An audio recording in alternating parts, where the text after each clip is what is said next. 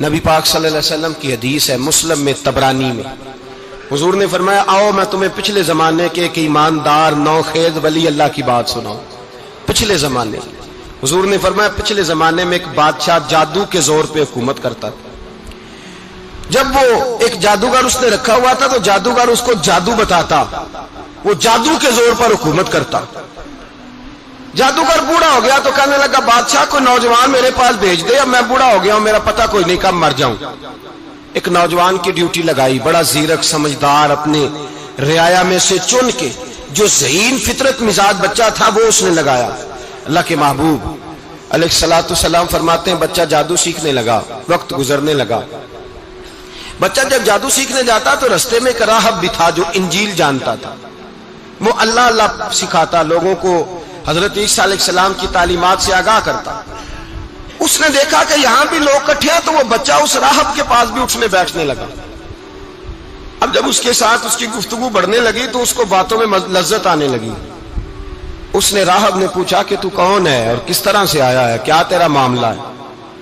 اس نے کہا جی میں جادو سیکھنے جاتا ہوں، آپ کی باتیں مجھے بڑی اچھی لگتی ہیں۔ اس نے کہا دین سیکھ، جادو سیکھنے والے کافر ہو جاتے ہیں، قرآن و حدیث سیکھنے والوں کو اللہ کامل ایمان عطا فرماتا ہے۔ فرمایا یہ سیکھ۔ بچہ بیٹھنے لگا، اس کے پاس آنے لگا، باتیں دل میں گھر کرنے لگی۔ ایک وقت آیا کہ مسلمان ہو گیا، اور مسلمان کیسے ہوا؟ بچہ کہتا ہے میں تجربہ کر کے ہوا۔ اب میں تھوڑا سا وقت جادوگر کے پاس بھی جاتا اور باقی سارا وقت وہاں بیٹھتا۔ میں ایک دن جا رہا تھا تو رستے میں اژدہا تھا، بہت بڑا سانپ تھا، رستہ روک کے کھڑا تھا۔ یہ حضور نے بیان کی حدیث۔ نبی پاک صلی اللہ علیہ وسلم فرماتے ہیں بچہ کہتا ہے کہ رستے کے اندر سانپ ہے، رستے بند ہے، لوگ چھتوں درختوں پہ چڑھے ہیں، راش ہے۔ کہتے چھوٹا سا روڑا میں نے اٹھایا تو میں نے کہا اللہ اگر جادوگر سچا ہے تو اسے مار دے۔ چھوٹا سا روڑا میں نے پھینکا، اژدہا کوئی نہ مرا۔ پھر چھوٹا روڑا اٹھایا، میں نے کہا اللہ اگر وہ عالم سچا ہے تو اسے مار دے۔ اب جب میں نے روڑا مارا تو اژدہا مر گیا۔ میرے اندر سے گواہی آئی نہیں دین کی باتیں سچی ہیں، نہیں قرآن کی باتیں اسلام سمجھانے کے لیے عرض کر رہا ہوں، اگرچہ اس دور میں انجیل تھی، اللہ رسول کی باتیں اچھی ہیں۔ کہتے میں مسلمان ہو گیا، اب میں نے راہب کے پاس ہی رہنا شروع کر دیا، جادوگر کے پاس چھوڑ دیا اس بچے نے آنا۔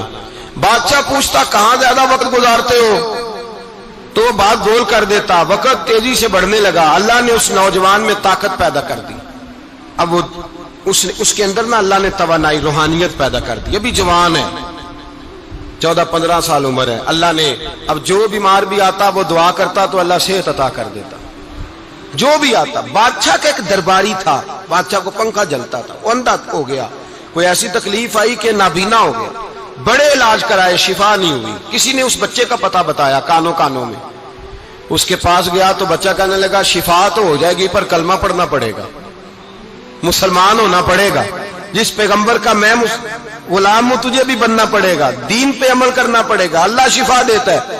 اس نے کہا تو مجھے کلمہ پڑھا، مجھے شفا دے، میں تیار ہوں۔ اس نے کہا شفا تو اللہ دیتا ہے۔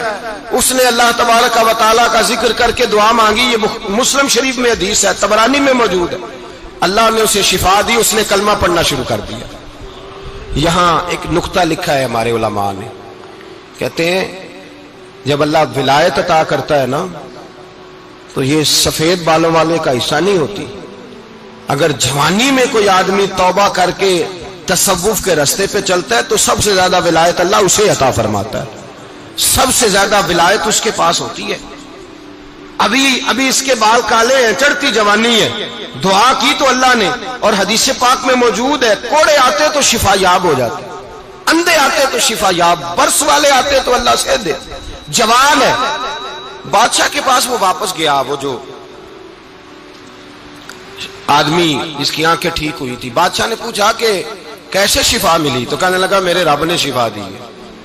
بادشاہ سجدے کراتا تھا، اپنے آپ کو منواتا تھا معاذ اللہ، کہنے لگا میرے علاوہ کون رب ہے؟ اس نے کہا وہی رب ہے جس نے تجھے پیدا کیا ہے، اور وہی رب ہے جس نے مجھے اندھے کو آنکھیں دی ہیں، وہی ہے میرا مالک۔ کہا اچھا تو مجھے نہیں مانتا؟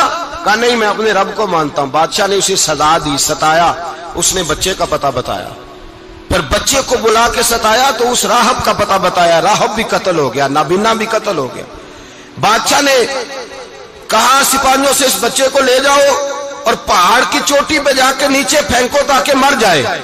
بچہ پہاڑ کی چوٹی پہ گیا تو ہاتھ اٹھا کے کہنے لگا یا اللہ میرے لیے نہیں اپنے لیے، میرے لیے نہیں اپنے لیے انہیں اپنی قدرت کے جلوے دکھا.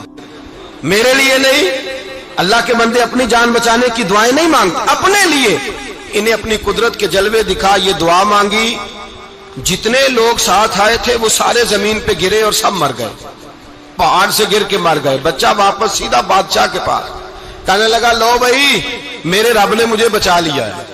جوان کا ایمان دیکھو، میرے رب نے مجھے، بولو میرے اللہ نے مجھے ایمان کی گواہی دے رہا ہے، میں بچ گیا ہوں، تو جھوٹا ہے، میرا رب سچا ہے. اس نے کہا لے جاؤ اس کو دریا میں، کشتی میں بٹھاؤ، بیچ دریا کے جا کے دھکا دے دو.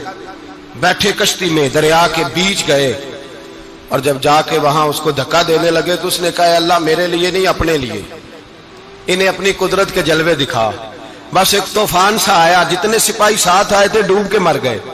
وہ بچہ اٹھا اور سیدھا پھر بادشاہ کے پاس، اسی کے پاس کہنے لگا لو بھائی میرے رب نے مجھے بچا لیا ہے، تیرے پاس آیا ہوں. وہ کہنے لگا تو کیا مصیبت میرے گلے پڑ گئی ہے، کیسے جان چھوٹے گی؟ تو بچہ کہنے لگا اگر تو مجھے باندھے درخت کے ساتھ اور سارے ملک کو بلائے، لوگوں کو اکٹھا کرے، پھر تو مجھے تیر مارنا، میں تجھے بتاؤں گا کیسے مارنا ہے، میں مر جاؤں گا.